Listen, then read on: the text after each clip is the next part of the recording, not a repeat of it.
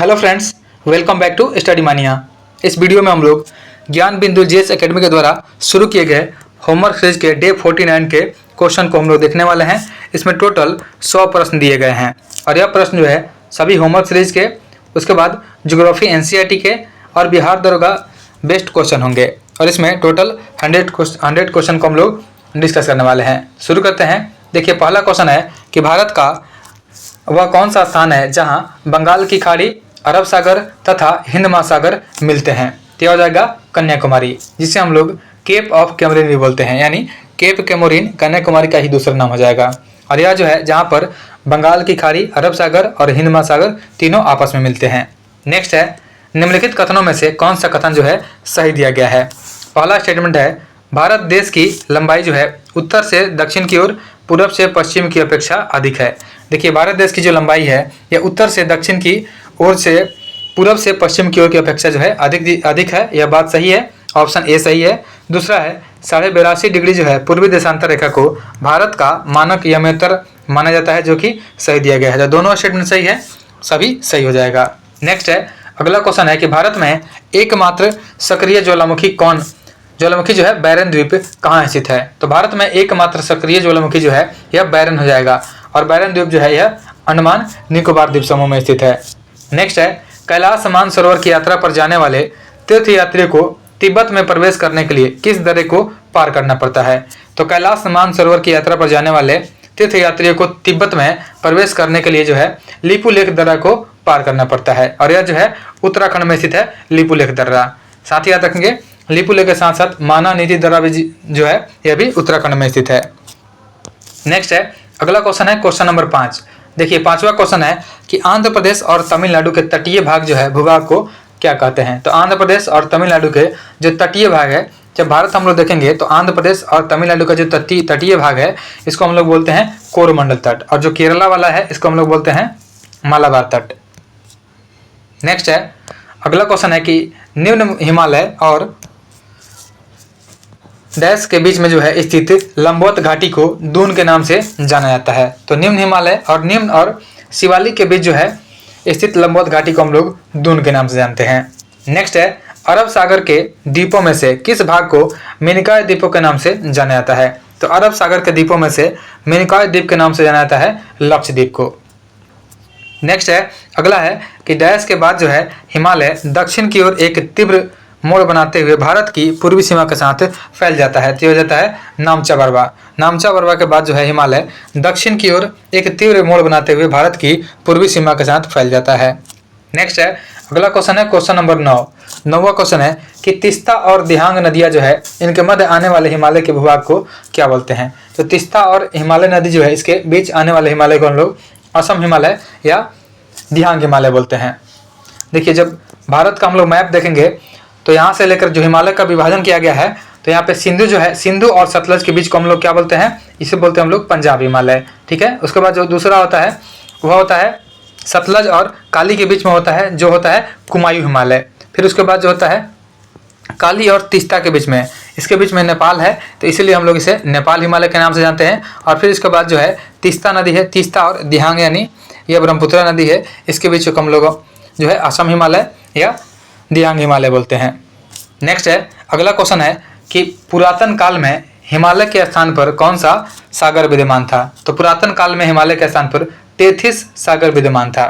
Next है, अंडमान तथा निकोबार द्वीप समूह में सबसे ऊंची चोटी कौन सी है। तो पूछा गया है कि अंडमान तथा निकोबार द्वीप समूह में सबसे ऊंची चोटी यह हो जाएगा सैडल पीक हो जाएगा। और साथ ही याद रखेंगे कि सैडल पीक जो है यह उत्तरी अंडमान में स्थित है।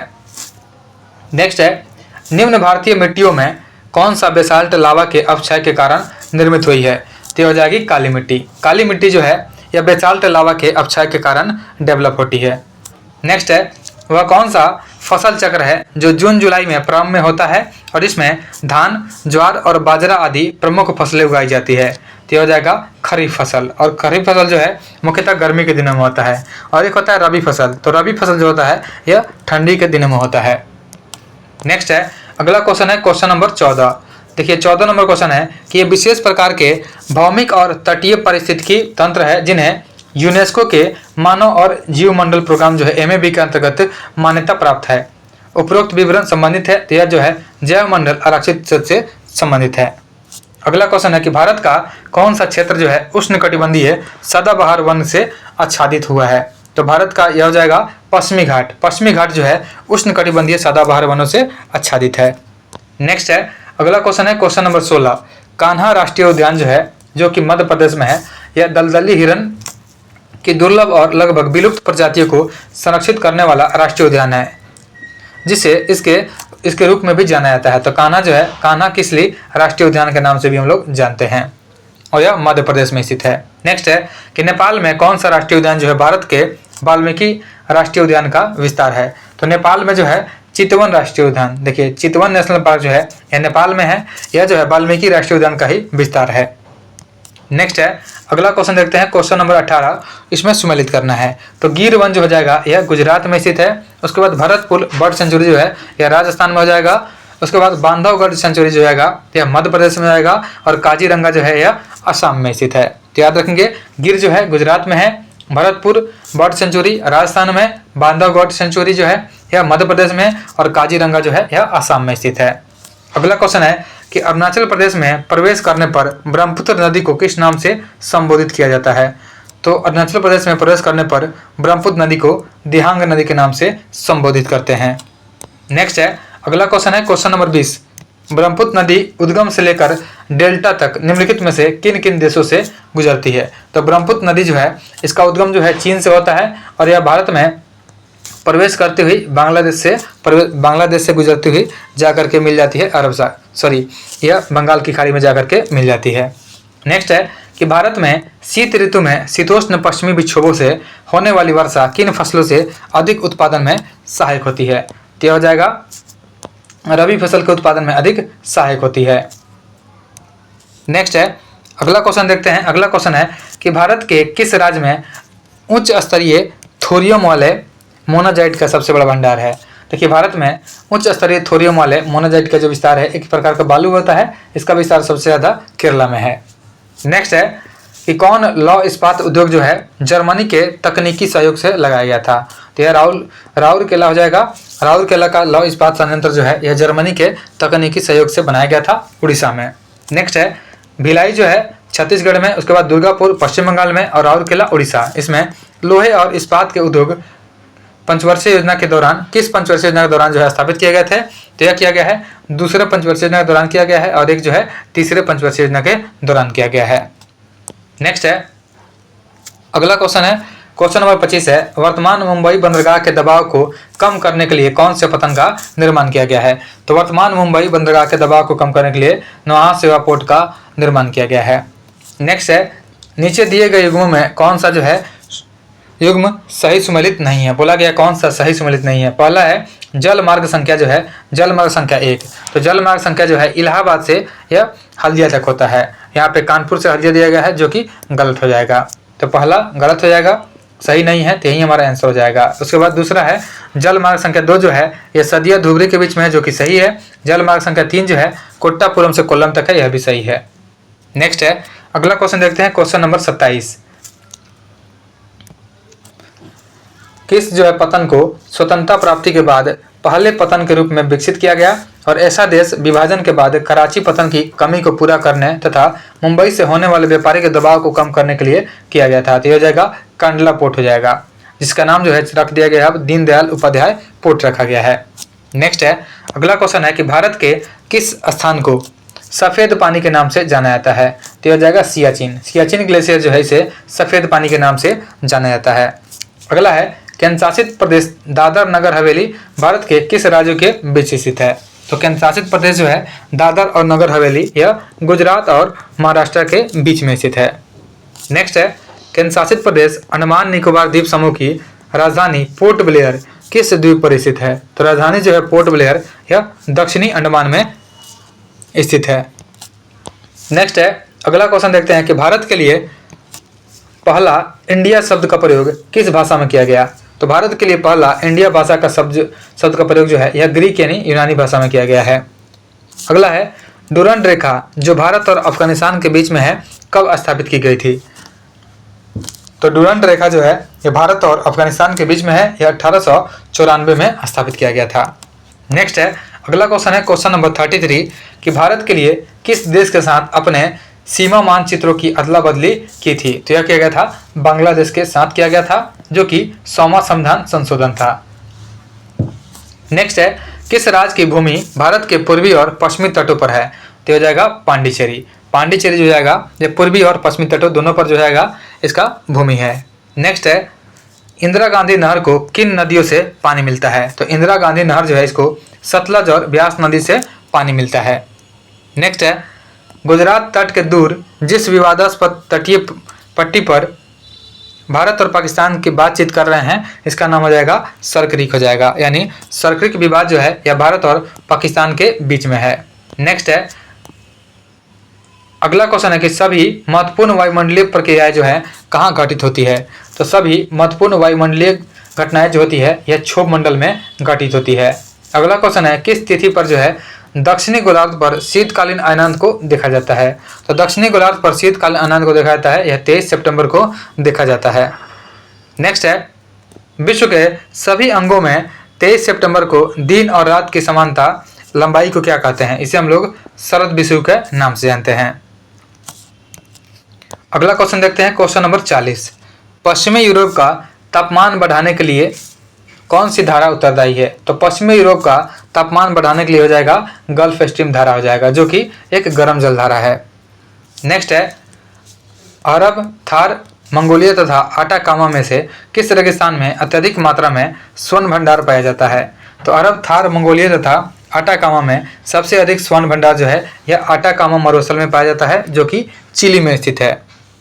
अगला क्वेश्चन है कि निम्नलिखित में से कौन से खगोलीय पिंड है। पूछा गया है कि कौन सा जो है इसमें खगोलीय पिंड है। तो यहाँ पे हो जाएगा सूरज खगोलीय पिंड है, चंद्रमा भी खगोलीय पिंड है, पृथ्वी और उल्का पिंड सभी जो है खगोलीय पिंड हो जाएंगे। नेक्स्ट है, निम्नलिखित कथनों पर विचार कीजिए। बताना है कि कौन सा कथन जो है इसमें सही दिया गया है। पहला है, पृथ्वी जो है एक ग्रह है तथा यह अपना संपूर्ण जो प्रकाश है, प्रकाश एवं ऊष्मा सूर्य से प्राप्त करती है। तो पहला स्टेटमेंट भी बिल्कुल सही है। उसके बाद दूसरा है, पृथ्वी सूर्य से दूरी के हिसाब से चौथा, देखिए चौथा नहीं यह तीसरा हो जाएगा, तीसरा ग्रह है तथा आकार में यह तीसरा नहीं 5वां बड़ा ग्रह हो जाएगा। तो दूसरा जो स्टेटमेंट है गलत दिया गया है, सिर्फ ऑप्शन 1 हमारा सही हो जाएगा। नेक्स्ट है, अगला क्वेश्चन है क्वेश्चन नंबर 44 है कि नीचे दिए गए ग्रहों में से कौन से आंतरिक ग्रह हैं। देखिए जब सूरज होता है तो सूरज के पास सबसे नजदीकी ग्रह जो होता है सबसे पहले जो है बुध होता है, फिर बुध के बाद जो है शुक्र होता है, शुक्र के बाद जो है पृथ्वी होता है, पृथ्वी के बाद मंगल होता है। तो यह 4 जो है आंतरिक ग्रह कहलाते हैं। और इसके बाद जो होता है इसके बाद बृहस्पति होता है, तो बृहस्पति है, फिर इसके बाद शनि हो जाता है और शनि के बाद अरुण और वरुण। तो यह 4 जो है अरुण और वरुण, बृहस्पति, शनि, अरुण और वरुण जो है यह सभी बाह्य ग्रह कहलाते हैं। लेकिन बुध, शुक्र और पृथ्वी और मंगल जो है यह आंतरिक ग्रह कहलाते हैं। तो ऑप्शन में जो दिया हुआ है इसके अकॉर्डिंग बुध, शुक्र और मंगल यह तीनों जो है आंतरिक ग्रह है, लेकिन यह जो बृहस्पति यह बाह्य ग्रह हो जाएगा। नेक्स्ट है, अगला क्वेश्चन देखते हैं क्वेश्चन नंबर 45 नंबर क्वेश्चन है कि विषुवत वृत्त के संदर्भ में नीचे दिए गए कथनों पर विचार कीजिए। पहला स्टेटमेंट है कि विषुवत वृत्त जो है 0 डिग्री अक्षांश को प्रदर्शित करता है, जो कि सही दिया गया है। दूसरा है, विषुवत वृत्त से ध्रुवों की ओर जाने पर अक्षांशों का आकार जो है घटता है, दूसरा स्टेटमेंट भी सही है। तीसरा है कि विषुवत वृत्त से उत्तर या दक्षिण की कोणीय दूरी की माप जो है देशांतर कहते हैं। देखिए इसको जो है उत्तर से दक्षिण बोला गया है, जो कि हम लोग क्या बोलते हैं, इसको हम लोग अक्षांश बोलते हैं। यहाँ पे कोणीय दूरी को हम लोग अक्षांश बोलते हैं। तो हमारे ऑप्शन 1 और 2 सही है और तीसरा गलत हो जाएगा। नेक्स्ट है, अगला क्वेश्चन देखते हैं क्वेश्चन नंबर 46 है कि नीचे दिए गए कथनों पर विचार कीजिए। पहला है, पृथ्वी का अपने अक्ष पर घूमना घूर्णन कहलाता है, जो कि सही है। दूसरा है, पृथ्वी की सूर्य के चारों ओर एक स्थिर कक्षा में गति को परिक्रमा कहते हैं। तो दूसरा स्टेटमेंट भी सही है, यानी स्टेटमेंट 1 और 2 दोनों सही दिया गया है।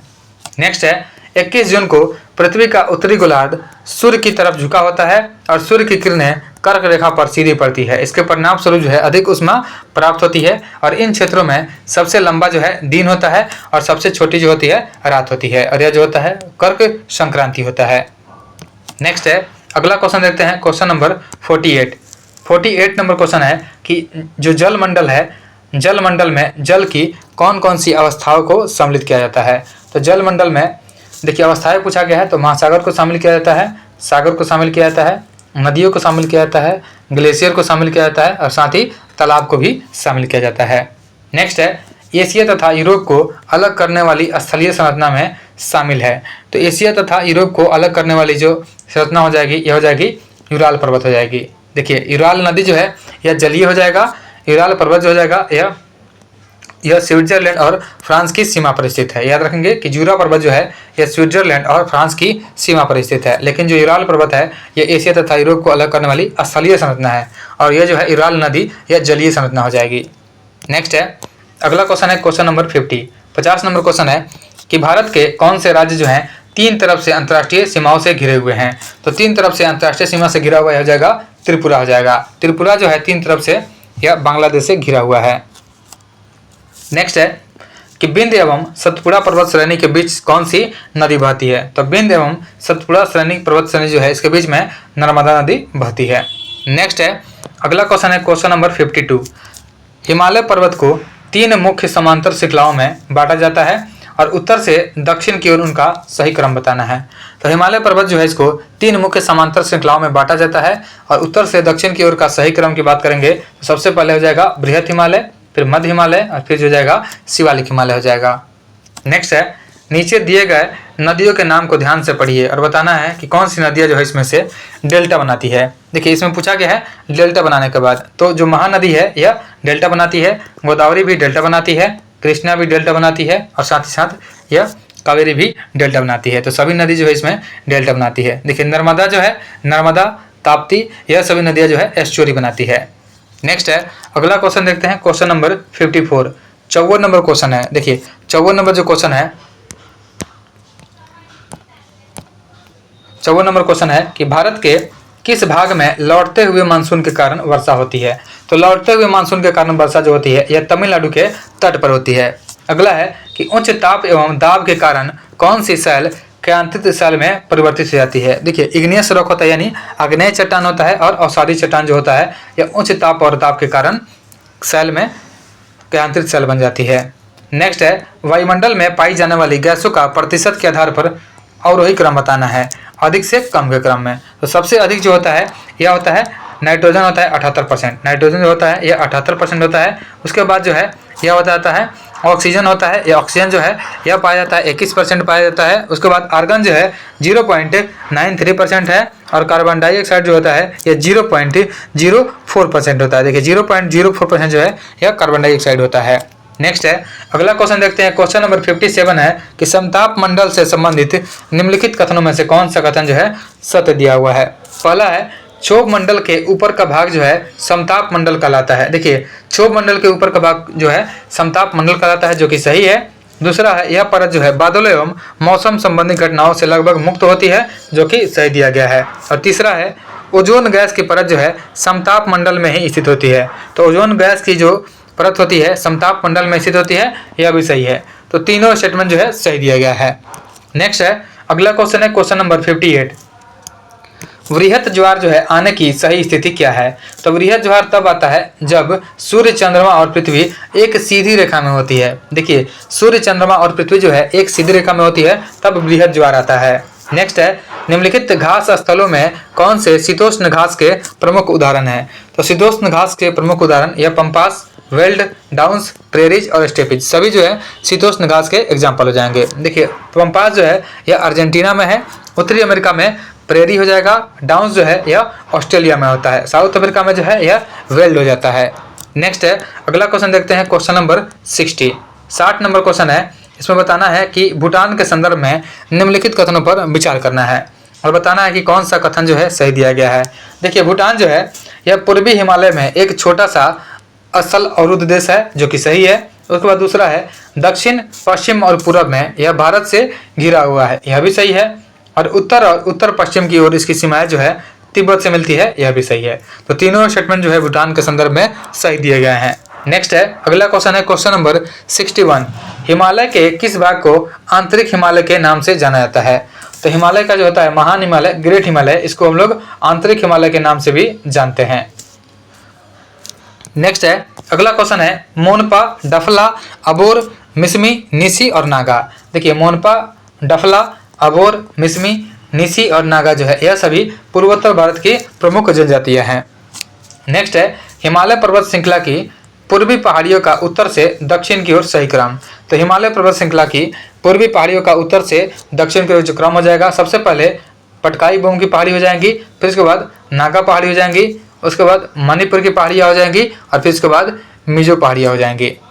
नेक्स्ट है अगला क्वेश्चन है, क्वेश्चन नंबर 64 है कि सूची 1 और 2 को इसमें मिलान करना है। तो सबसे पहले नंदा देवी। नंदा देवी जो है उत्तराखंड में है, कंचनजंगा जो है यह सिक्किम में है और महाकालू पर्वत जो है यह नेपाल में हो जाएगा। याद रखेंगे, नंदा देवी उत्तराखंड में है, कंचनजंगा सिक्किम में है और महाकालू जो है नेपाल में स्थित है। नेक्स्ट है पूर्वी घाट और पश्चिमी घाट निम्न में से किन पहाड़ियों को में आपस में मिलती है। तो पूर्वी घाट और पश्चिमी घाट जो है इनका मिलान बिंदु जो हो जाएगा यह नीलगिरी की पहाड़ियाँ हो जाएगा। नेक्स्ट है अगला क्वेश्चन है, क्वेश्चन नंबर 66। निम्नलिखित में कौन सा क्षेत्र जो है नीलगिरी जैवमंडल निश्चय में शामिल है। तो इसमें जो है ऊपरी नीलगिरी पठार, उसके बाद साइलेंट वैली जो है, उसके बाद सीधुवानी पहाड़ियाँ, यह तीनों जो है नीलगिरी जैवमंडल में शामिल किया गया है। नेक्स्ट है अगला क्वेश्चन है, क्वेश्चन नंबर 67। इसमें जो है मिलान करना है। सबसे पहले है नंदा देवी। तो नंदा देवी जो है यह उत्तराखंड में स्थित है, उसके बाद नोकरेक जो है यह मेघालय में है, उसके बाद है डिब्रू साइकोवा। तो डिब्रू साइकोवा जो है यह असम में हो जाएगा और अगस्त्य मलाई जो है यह केरल तमिलनाडु, मुख्य रूप से तमिलनाडु में है, केरल और तमिलनाडु दोनों हो जाएगा। नेक्स्ट है कृष्णा नदी जल विवाद किन किन राज्यों के बीच में है। तो कृष्णा नदी जल विवाद जो है यह महाराष्ट्र, कर्नाटका, आंध्र प्रदेश और तेलंगाना, यह 4 राज्यों में कृष्णा नदी का विवाद है। नेक्स्ट है अगला क्वेश्चन है, क्वेश्चन नंबर 69। किस पंचवर्षीय योजना के अंतर्गत जो है भूमि सुधार कार्यक्रम लागू किया गया था। तो भूमि सुधार कार्यक्रम को प्रथम पंचवर्षीय योजना के दौरान ही लागू किया गया था, यह 1951 में ही लाया गया था। नेक्स्ट है किस पंचवर्षीय योजना के अंतर्गत जो है भूमि सुधार कार्यक्रम को लागू किया गया था। सेम क्वेश्चन है, प्रथम पंचवर्षीय योजना के दौरान। अगला है किस आंदोलन को रक्तहीन क्रांति की संज्ञा दी गई। याद रखेंगे कि रक्तहीन क्रांति की संज्ञा जो है यह दिया गया था भूदान ग्राम दान आंदोलन को कहा गया था रक्तहीन क्रांति। नेक्स्ट है स्वर्णिम चतुर्भुज जो है राजमार्ग भारत के किन शहरों को जोड़ता है। तो स्वर्णिम चतुर्भुज जो है यह दिल्ली, मुंबई, चेन्नई और कोलकाता को आपस में जोड़ता है, यानी स्वर्णिम चतुर्भुज जो है भारत के 4 महानगरों को आपस में जोड़ता है। नेक्स्ट है अगला क्वेश्चन है, क्वेश्चन नंबर 73 है भूगर्भीय जो होता है भूगर्भीय इस तरंगों के संबंध में निम्नलिखित में से कौन सा कथन जो है असत्य है। इसमें गलत को चूज करना है। पहला है एस तरंगे जो है धरातल पर पी तरंगों के बाद आती है। देखिए एस का मतलब होता है सेकेंडरी और पी का मतलब होता है प्राइमरी। तो प्राइमरी जो है पहले आएंगी और सेकेंडरी जो है बाद में आएंगी, तो यह स्टेटमेंट सही दिया गया है। दूसरा है एस तरंगे केवल ठोस पदार्थों के माध्यम से चलती है। एस मतलब सॉलिड भी होता है, तो एस तरंगे जो है ठोस पदार्थों के माध्यम से चलती है, यह भी सही है। तीसरा है एस तरंगे सबसे ज्यादा विनाशकारी होती है क्योंकि इनमें सेलों का विस्थापन होता है। देखिए सबसे ज़्यादा जो विनाशकारी होती है यह एल तरंगे होती है, यानी लव तरंगे जो होती है सबसे ज़्यादा विनाशकारी होती है। तो हमारा आंसर ऑप्शन 3 हो जाएगा, 3 हो जाएगा क्योंकि 3 जो है गलत दिया गया है। नेक्स्ट है अगला क्वेश्चन है, क्वेश्चन नंबर 74। महाद्वीपों एवं महासागरों के वितरण से संबंधित महाद्वीपीय विस्थापन सिद्धांत किस वैज्ञानिक के द्वारा प्रतिपादित किया गया था। तो महाद्वीपों एवं महासागरों के वितरण से संबंधित महाद्वीपीय विस्थापन सिद्धांत जो है यह अल्फ्रेड वेगनर के द्वारा प्रतिपादित किया गया था। अगला है किस शैलों का निर्माण जो है दाब, आयतन एवं तापमान में परिवर्तन की प्रक्रिया के फलस्वरूप होता है, यह हो जाएगा कायांतरित चट्टान हो जाएगा। नेक्स्ट है अगला है क्वेश्चन नंबर 76 है, इसमें मिलान करना है। सबसे पहले देखिए ऑस्ट्रेलिया। ऑस्ट्रेलिया में जो है तूफान को हम लोग क्या बोलते हैं, विली विली बोलते हैं। उसके बाद चीन में जो बोलते हैं, चीन में टाइफून बोलते हैं। भारत में चक्रवात बोलते हैं और संयुक्त राज्य अमेरिका में जो है हम लोग हरिकेन बोलते हैं। याद रखेंगे कि जो चक्रवात होते हैं भारत में तो चक्रवात बोलते हैं, चीन में टाइफून बोलते हैं, ऑस्ट्रेलिया में विली विली और संयुक्त राज्य अमेरिका में हरिकेन बोलते हैं। नेक्स्ट है अगला क्वेश्चन है, क्वेश्चन नंबर 77। निम्नलिखित में से कौन सी गर्म जल धाराएं हैं। तो गर्म जल धारा जो हो जाएगा इसमें गल्फ स्ट्रीम जो जाएगा यह गर्म जल धारा है। बाकी जो है कनारी धारा, वेंगुएला धारा, फॉकलैंड धारा, यह सभी जो है ठंडी जल धारा है। नेक्स्ट है अगला क्वेश्चन है, क्वेश्चन नंबर 78। सूची 1 और 2 को सम्मिलित करना है तथा नीचे दिए गए कूट में सही उत्तर को चुनना है। सबसे पहले जल धारा का नाम है, फिर उसके बाद कौन से किस महासागर में वह जल धाराएं बहती हैं। तो पहला हो जाएगा गल्फ स्ट्रीम जो जाएगा यह उत्तरी अटलांटिक महासागर में है। उसके बाद हम्बोल्ट धारा जो है प्रशांत महासागर में है। फॉकलैंड धारा जो है दक्षिणी अटलांटिक महासागर में है और अग्लवास धारा जो है यह हो जाएगा हिंद महासागर में हो जाएगा। तो याद रखेंगे गल्फ स्ट्रीम जो है उत्तरी अटलांटिक महासागर में है, हम्बोल्ट जो है प्रशांत महासागर में है, फॉकलैंड जो है दक्षिणी अटलांटिक महासागर में है और अग्लुवास जो है हिंद महासागर में स्थित है। नेक्स्ट है लाइकेन, जो एक नग्न चट्टान पर भी पारिस्थितिक अनुक्रम को प्रारंभ करने में सक्षम है, वास्तव में किनके सहजीवी सहचर्य हैं? तो लाइकेन जो होता है यह कवक और शैवाल के बीच में सहचर्य का काम करता है। नेक्स्ट है अगला क्वेश्चन है 80 नंबर, भूपर्पट्टी में सबसे अधिक मात्रा में पाए जाने वाले अधातु। तो भूपर्पट्टी में सबसे अधिक मात्रा में पाया जाने वाला अधातु जो है यह ऑक्सीजन हो जाएगा, जो कि 46.6% है। भूपर्पट्टी में 46.6% है और सिलिकॉन जो होता है भूपर्पट्टी में 27.7% पाया जाता है। नेक्स्ट है अगला क्वेश्चन है कि कौन सी भूकंप तरंग जो है पृथ्वी के केंद्र भाग कोर जो है कोर से गुजर सकती है? तो कोर से पी वेव्स जो है यह गुजर सकती है, यानी पी तरंगे जो है पृथ्वी के कोर से होकर के गुजर सकती है। नेक्स्ट है सियाल, सीमा तथा नीफे, इसके रूप में भूगर्भ का विभाजन किसने दिया था? तो सियाल, सीमा तथा नीफे के रूप में भूगर्भ का जो है विभाजन यह एडवर्ड, यहाँ पे स्वेस लिखा गया, ठीक है, स्वेस के द्वारा दिया गया था। याद रखेंगे कि एडवर्ड स्वेस के द्वारा सियाल, सीमा तथा नीफे के रूप में भूगर्भ के विज्ञान का विभाजन दिया गया था। नेक्स्ट है अगला क्वेश्चन देखते हैं, क्वेश्चन नंबर 83। देखिए 83 नंबर क्वेश्चन है, 84 क्वेश्चन है कि कौन सा ग्रह जो है सल्फ्यूरिक एसिड की सफ़ेद और पीली वर्षावन की मोती परत से बना है? तो यानी सल्फ्यूरिक एसिड की सफ़ेद और पीली परत से बना हुआ हो जाएगा, यह हो जाएगा शुक्र ग्रह हो जाएगा। नेक्स्ट है कि भारत की उत्तर से दक्षिण की वास्तविक दूरी और पूर्व से पश्चिम की वास्तविक दूरी में कितना अंतर है? तो भारत की उत्तर से दक्षिण की वास्तविक दूरी और पूर्व से पश्चिम की जो वास्तविक दूरी है इसमें 281 किलोमीटर का अंतर होता है। नेक्स्ट है नर्मदा और ताप्ती नदियों के मध्य कौन सी पर्वत श्रेणी स्थित है? तो नर्मदा और ताप्ती नदियों के बीच में जो है सतपुड़ा पर्वत श्रेणी स्थित है। नेक्स्ट है अगला क्वेश्चन है क्वेश्चन नंबर 87 नंबर है कि भारत में स्थित सबसे ऊंची पर्वत चोटी कौन सी है? तो भारत में स्थित सबसे ऊंची चोटी पूछा जाएगा तो यह कंचनजंगा हो जाएगा। लेकिन अगर पूछा जाए भारत का सबसे ऊंचा चोटी तो यह हो जाएगा K2 हो जाएगा। नेक्स्ट है अगला क्वेश्चन है हिमालय की चोटियों के संबंध में पूरब से पश्चिम दिशा में सही क्रम को प्रस्तुत करता है? तो यह सबसे पहले हो जाएगा, यहाँ पूछा गया पूरब से पश्चिम की ओर, तो पूरब में जो है यह नामचा पर्वत हो जाएगा, उसके बाद कंचनजंगा हो जाएगा, उसके बाद माउंट एवरेस्ट हो जाएगा और फिर उसके बाद नंदा देवी और लास्ट में जो है यह K2 हो जाएगा। नेक्स्ट है भारत के तटों में से कौन कृष्णा डेल्टा और केप कोमोरिन के मध्य स्थित है? तो कृष्णा डेल्टा और केप कोमोरिन के मध्य स्थित यह हो जाएगा कोरोमंडल तट हो जाएगा, जो कि तमिलनाडु तट भी बोलते हैं। नेक्स्ट है अगला क्वेश्चन है कि अंडमान द्वीप समूह को निकोबार द्वीप समूह को से कौन अलग करता है? तो अंडमान द्वीप समूह को निकोबार द्वीप समूह से 10 डिग्री चैनल अलग करता है। नेक्स्ट है सरक्रिक विवाद किन दो देशों के मध्य है? तो सरक्रिक विवाद जो है यह भारत और पाकिस्तान के बीच में है। अगला है कि भारत के किस राज्य को सिलिकॉन स्टेट के नाम से जानते हैं? तो सिलिकॉन स्टेट के नाम से जानते हैं कर्नाटक को। अगला क्वेश्चन है क्वेश्चन नंबर 93। वर्ष 1953 में जब आंध्र प्रदेश एक अलग राज्य बना तब उसकी राजधानी कौन बनी थी? तो 1953 में जब आंध्र प्रदेश एक अलग राज्य बना था तब पहले उसकी राजधानी जो है यह कुर्नूल बनी थी, फिर उसके बाद 1956 में उसकी राजधानी को हैदराबाद बना दिया गया था। नेक्स्ट है गंगा नदी की बाईं ओर से मिलने वाली एकमात्र सहायक नदी जिसका उद्गम जो है मैदान से होता है वह कौन है? तो यह हो जाएगी गोमती नदी। याद रखेंगे कि गंगा नदी की बाईं ओर से मिलने वाली एकमात्र सहायक नदी जिसका उद्गम जो है यह मैदानी भाग से होता है। नेक्स्ट है अगला क्वेश्चन है क्वेश्चन नंबर 95। देखिए 95 नंबर क्वेश्चन है कि गरजती चालीसा, उसके बाद प्रचंड पचासा और उसके बाद जो है चीखता साठा, यानी गरजती चालीसा, प्रचंड पचासा और चीखता साठा क्या है? यह दक्षिणी गोलार्ध में चलने वाली तेज हवाएं है। इसको हम लोग गरजती चालीसा, प्रचंड पचासा और चीखता साठा के नाम से जानते हैं। नेक्स्ट है कि उत्तर भारत के विशाल मैदान जो है गंगा के मैदान और दक्कन पठार के बीच जो है एक पर्वत श्रृंखला द्वारा विभाजन किया जाता है, यह हो जाएगा विंध्य पर्वत माला हो जाएगा। नेक्स्ट है अगला क्वेश्चन है क्वेश्चन नंबर 97। अंटार्कटिका में भारत की पहली बस्ती दक्षिण गंगोत्री किस वर्ष बर्फ में दब गई थी? तो अंटार्कटिका में भारत की पहली बस्ती दक्षिण गंगोत्री यह 1990-91 में जो है बर्फ में दब गई थी। नेक्स्ट है कि भारत का जो ध्रुव है दक्षिणी भाग की भूमध्य रेखा से दूरी कितनी है? तो भारत का जो है दक्षिणी भाग जो है उससे भूमध्य रेखा की दूरी हो जाएगा 876 किलोमीटर हो जाएगा। नेक्स्ट है भारत की प्रादेशिक जल सीमा समुद्र तट से कितनी समुद्री मील की दूरी तक है? तो यह 12 समुद्री मील तक होता है।